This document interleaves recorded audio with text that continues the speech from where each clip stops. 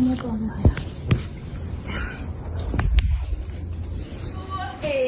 moi je suis déjà dans la page. Ah oui, vous ne le connaissez pas? La chaîne du moment, Kouli Media TV. Ah oui, toi tu ne sais pas, oh mais il y a les autres qui le connaissent déjà. Kouli Media TV, la chaîne de l'excellence. Ah oui, venez nombreux, abonnez-vous et vous ne serez jamais dessus. Kouli Media TV nous propose comme des informations politiques, sociales, musicales, théâtrales et d'autres. Donc je vous assure que vous ne serez jamais dessus. Venez nombreux, abonnez-vous et vous ne serez jamais dessus. Merci Porteur va gagner. Et moi je suis dans la page et toi.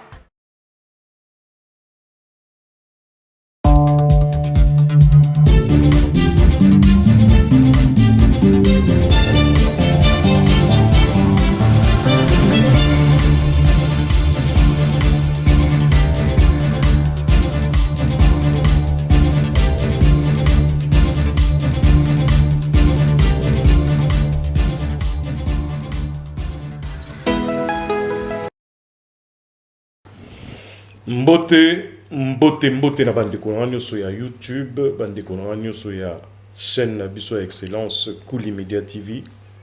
Mbote bisika nyonso bali. Je pense que lelo lisolo na biso oyo tozomona biso nyonso na kati ya réseaux sociaux eza retourner autour ya Peniel Samba oyo azalaki bongo madame Peniel Kalambai, il y a musicien chrétien na biso na kombo ya Mike Kalambai. Ba vidéo moko ya ba sextape ebimi ya makasi eza ko incriminer ye mais ngana lingaki ko kende mingi na sens wana te. Bomeka kolanda biso na moi analyse na biso par rapport ya makambo nyonso to meka ko zonga moi muke na sima na ebandeli ya masolo. Na ebandeli ya masolo toza koyeba que Mike Kalambai, chanteur monene pe musicien chrétien ya mboka na biso akendaki kobala mwana mwasi moko oyo batu bayebaki na RDCT na kombo ya Peniel Samba. Peniel Samba à l'époque c'était en 2013. Mike Kalambai akendaka voyage moko bien avant 2013, c'est-à-dire 3 ans ou 4 ans avant. Na États-Unis, sika papa ya Peniel a bengi sakaye pour la production moko il fallait ça na États-Unis. Comme Mike Kalambai a komaki na États-Unis na période wana a sali connaissance ya mwana ya papa wana pe a sepeli na ye pe e komema bango tina libala o nazoloba esalamaka na 2013. Jusque là il faut boyeba que Peniel azalaka novice na makambo etangami mibali, novice na makambo etangami ba relation na sexe opposé, tout ça. Azalaki mwana moke po azalaki na 18 ans. Mike Kalambai a bali Peniel na âge ya 21 ans. Donc ba ebanaki na ye azalaki na 18 ans parce que Peniel a botami na 94 et puis Babalani na 93. Mais non, na 2013. Donc de 94 à 2013, je pense que Tokosa calcule, ils avaient âge de quoi 19 ans, 20 ans, entre les deux. Donc, jusque-là, Bozolandanga mwa mouke. Moi na moko ya mwasi, avant d'arriver aux États-Unis, akutana mobali azali chrétien. Ba parents na ye baza ba chrétien balingaka makambo ya nzambe ba memiye na nzela ya chrétienté ba trouvele mutu moko oya sepeli na ye pe azali mosali na nzambe. Jusque là tout va bien. Bolingo na bango esalaki oyo esalaki batu nyonso bamonaki et puis babalani bayekisa ça. Mais qu'est-ce qui s'est passé na vie ya Peniel? Peniel, les loyaux, aza incriminé. Les loyaux, aza na wakati ya ba réseaux sociaux, tokozonga simate, les loyaux à monani, motakane bimi na miso abatu. C'est vrai que ce n'est pas bien, on ne peut pas encourager ça.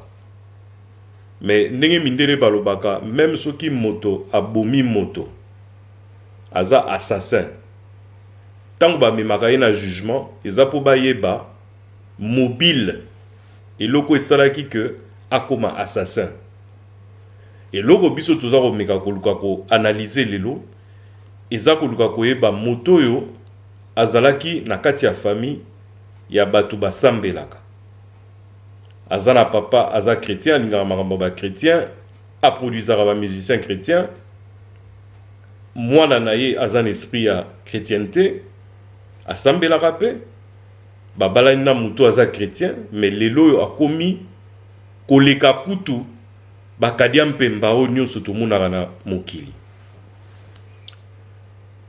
Eh bien, là, je pense que tokoki koyeba komeka koanalyser likambo wana à partir ya mobali na ye moko, c'est-à-dire Mike Kalambai.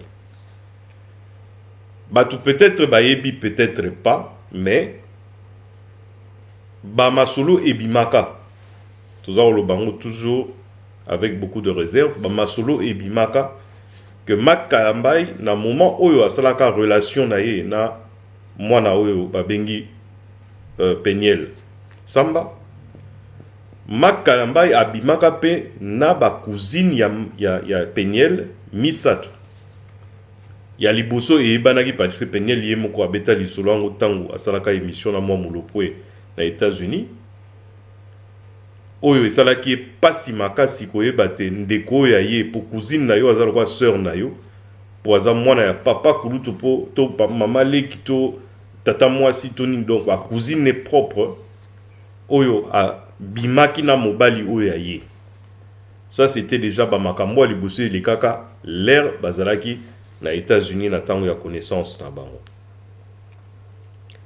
Mais mwana mwasi wana na bonzambe azalaki nango na époque wana andimaki yango pe alikisaki yango po alingaki mobali na ye makasi.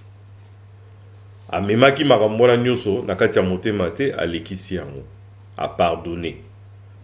Po balobaka le pardon libère. A pardonnaki mobali na ye. Ba memie na Kisasa ba tourment et continuer. Penel a comme vivre ba vie oyo azaki ko imaginer te tango balingaki na mobali. Ba bota mwana na liboso ya mobali o bino nyonso boyebi bomonaka. Penel a komi na zemi ya mwana ya mibale. Naza ko souté moi ba étape parce que sinon émission ozala molai mingi. A komi na mwana zemi ya mwana oyo ya mibale. Mobali aza kolakisa ye bambanda kozala ezala na Kisasa, ezala bamboka nyonso akendaka ba États-Unis, ba Europe, partout kaka. Surtout na Kisasa. Mwana mwasi nini te oyo lelo so tobito toluka pena ba témoignage ya solo oyo akoloba te Mike Kalambai abimaka na ete baza ebele. Et tout ça au lieu à protéger mwasi na ye na ba masolo wana ezala ko bima ti epa ya mwasi.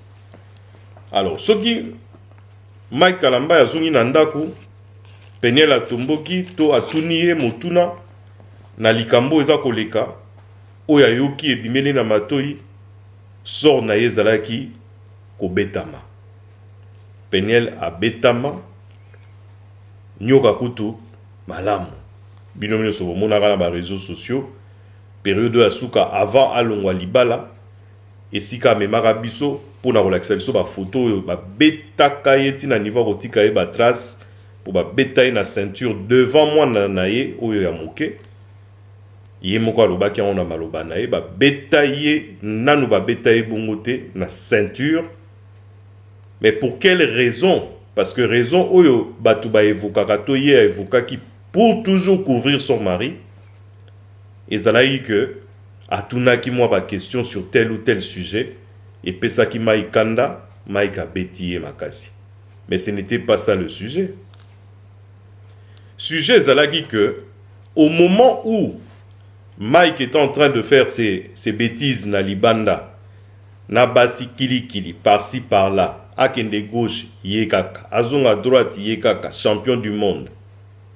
Mais ozo sundola mwasi na ndako avandi na mwana no pe azaye moko litoi o ezako yoka makambo ya Peniel litoi oyo ezalaki console Peniel tant Peniel aza kolela lela ba absence ya mobali na ye ezalaki litoi ya musika te ezalaki litoi ya ndeko ya Mike Kalambai na kombo ya Cédric Kalambai likambo pese lobama pe bima Cédric Kalambai ye moko avuaka na kati ya ba interview mususu oyo ezali sur internet bokende koluka que abimaka na Peniel mwasi ya frère na ye boyebi yango bino nyonso.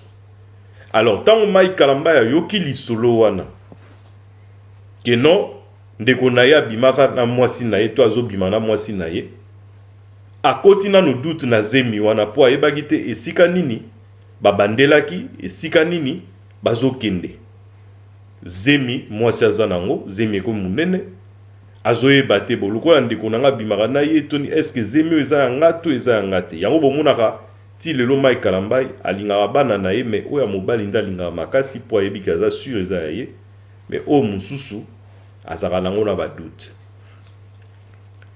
tolongwe na esika wana tokoti na etape oyo Peniel alongwe libala azongi na mboka na bango parce que l'air azongaki akendeki na zemi kokende na ye pe na zemi oyo akendeki nango ezalaki na sens que azonga me lokwa Mike akopesa mbongo te eloko te akendeki koyiba mbongo to pe kozwa mbongo ya mobali oyo bafutaki ba revenu ya YouTube po ayebaki ndenge nini akozwela mbongo na YouTube ake kozwa mbongo wana futi 2 billets na ye billet ya ye na ya mwana na ye po bazonga États-Unis akende kobota pembeni ya ba parents na ye mais ezalaki départ moko sans retour Peniel akendeki libela oyo ememaka tina divorce oyo bato nyonso bayebi mais lelo oyo tozomona pour ne pas aller trop long Peniel abimi na poisa mais avant que Peniel abima na poisa Peniel a voulu montrer parce que sans que bo se rendre compte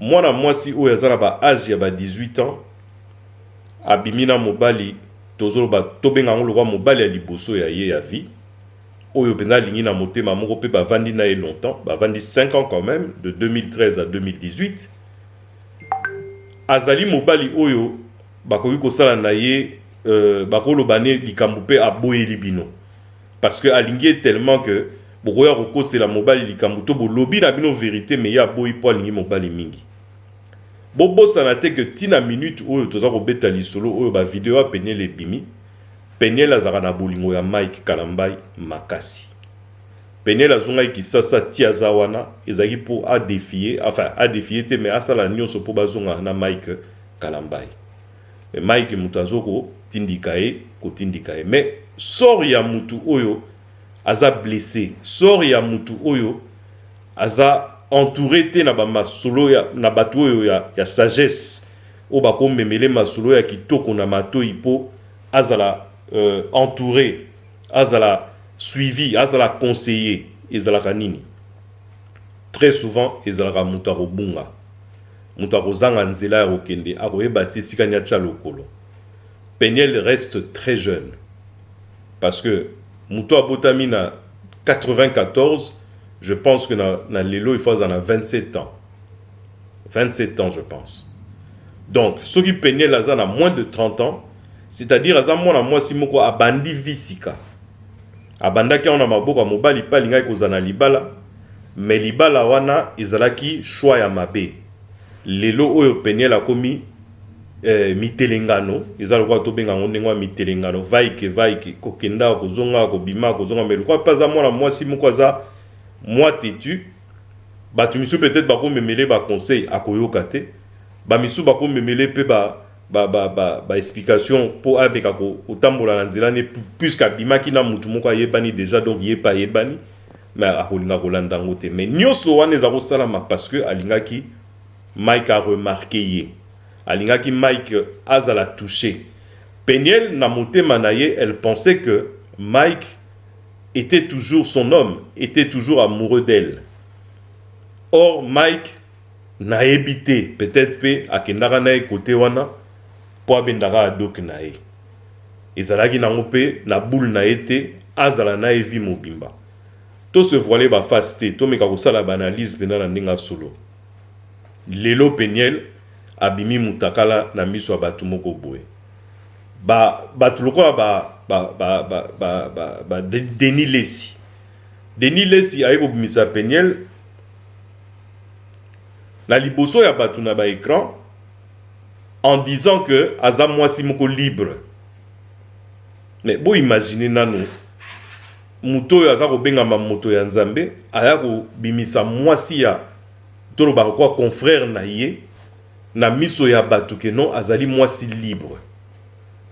Ça veut dire quoi? Ça veut dire que mutu nyonso aza na moyen to volonté to envie ya koya ko draguer mwana mwasi wana akoki koya na ye.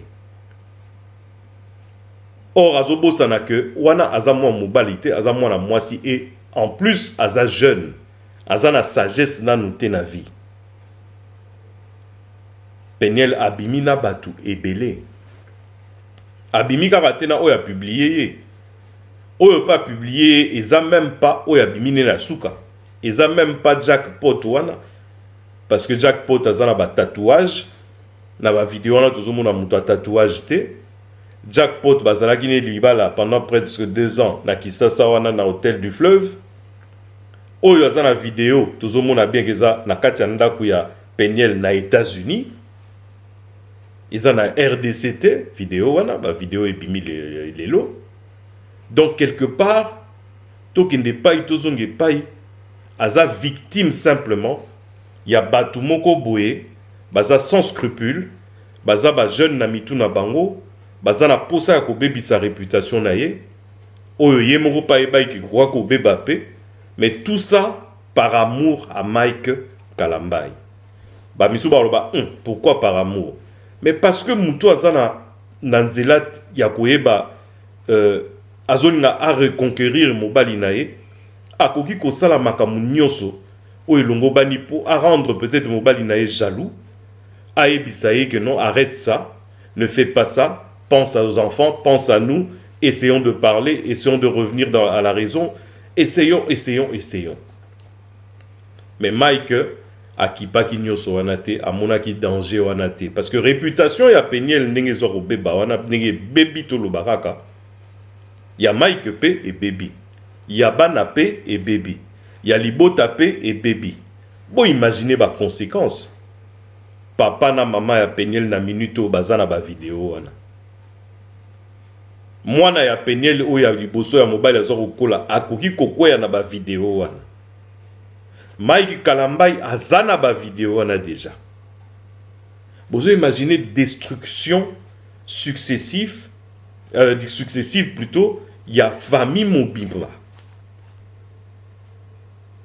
Mais mutwaza porteur ya destruction na ezali Peniel te directement. Peniel est peut-être na katia ba vidéo yem te sali scandale mais muta memi destruction ina réputation ya famille beba. Moi je pense que eza Mike Kalamba yemoko parce que soki azalaki muto azalaki vraiment censé kozala na kati ya bonzambe ndenge elobamaka alingaka sa ba bêtise nyonso te asalaki po emema lelo Peniel na nzela otomoni wana bato bazo sala ba vidéo bato bazo surtout bana basi bazo incriminer na kati ya réseaux sociaux Peniel o kindumba o boye mais la plupart d'entre elles ndenge baza wana ebele na ba o ba nga kutu bako filmer nga te ngato baza na kati ya ba palmarès ba yaya mais soko koyi na yaya moko oyo aza na mutu oyo aza censé Arolobanini, non, na salaki vidéo na ngai, bon voilà, ça c'est vidéo, ils ont personnel, ils ont pour ngai na tel mutu. Akolaki sango mutu te pa ko bombango pour na ye. Mais soko kwei na bana oyo, ya ba âge ya ba Peniel, bazana ba 27 ans, 28 ans, 29 ans, 30 ans. Bazana nan na ba objectif te na ba vie na bango. Pour na bango eza ba moment de plaisir. Pour ba bimisa vidéo, ye moko pe azomona ke na ye moko pe motaka ne munani. Mazo kipete ke motaka ne munana, ça veut dire que baza bato bana ba sagesse. Et Peniel est tombé entre les mains de ce genre de personnage. C'est ce qui est dommage pour elle. Voilà à peu près ce que je pouvais faire comme analyse lelo na likambo ya Peniel. Ezali mawa, ezali pasi, mais ezali mokili. D'ici quelques jours, peut-être d'ici une semaine ou deux, s'il n'y a pas d'autres rebondissements dans l'histoire de Peniel, et que l'histoire va effacer, l'histoire va passer. Parce que les réseaux sociaux, et les garanons sous une semaine, il y a un scandale. Pour scandale, il y a un mais, conseil n'a pas de sakaka. Na bande kona biso ya mibali. Batika, babiloko ya kobimisaka basi. Na ba réseaux sociaux, na ba vidéo, ya ba intimité na bango, tango baza na bolingo. Soki bobo ya nina mutu, likambo esili nango, oleki na page mususu ya vie. Soki bosalaki ba vidéo pour na ba plaisir na bino, bobo mbango pour na bino moko botalaka, soki pe boko memango wapi etali pour na bino moko. Bato ebele bana ba vidéo wana, bato ebele bana ba vidéo ba basi na bango, mais nyonso ebimaka na ba réseaux sociaux te, pour na nini po bato na baza sage. Voilà. Pour na bino bana basi, conseil na ko pesa pe na ko bakisa. Avant ya ko se lancer na kati ya lisolo ya bolingo na mutu. Luka o analyser mutu wana pe. Zwa tan na yo. Soko moni mutu wana déjà ebandelika ya pamba abandi koya koyebisa yo que ozana nini ona tozana ba vidéo il faut na filmer yo. Parce que ba vidéo tout le monde a ba vidéo mutazo filmer pe yo za consciente oyebi ke ba o filmer yo. Mais il faut yeba déjà que mutu ana za ba intention mabe. Guys, how are you? So I'm with my baby. E bandelika ka bo ba o filmer ka yo. Chilling. Ata ku yo mo linga pe vidéo. Mais au monde en côté bizarre. Doing the best. Alors bon meka ko zo mo ba sagesse bande ko na biso pe ya basi na bande ko na biso mibali. Pour te éviter ba makambo. Po ba makambo ezaka soni ya biso moko peuple congolais. Ba makambo ezaka ba soni ya biso moko ba parents. Ba makambo ezaka ka bien te pour la ba éducation bana na biso. Voilà. Donc sur ce, nazo pesa bino ba mbote mingi na ba mabota na bino sika bozali. Pe po na ngai tokutani na mikolo ezoya. Merci. Moi, je suis déjà dans la page. Ah oui, vous ne le connaissez pas, la chaîne du moment, Kouli Media TV. Ah oui, toi tu ne le sais pas, oh mais il y a les autres qui le connaissent déjà. Kouli Media TV, la chaîne de l'excellence. Ah oui, venez nombreux, abonnez-vous et vous ne serez jamais dessus. Kouli Media TV nous propose comme des informations politiques, sociales, musicales, théâtrales et d'autres. Donc je vous assure que vous ne serez jamais dessus. Venez nombreux, abonnez-vous et vous ne serez jamais dessus. Passez par terre, on va gagner. Et moi je suis dans la page et toi.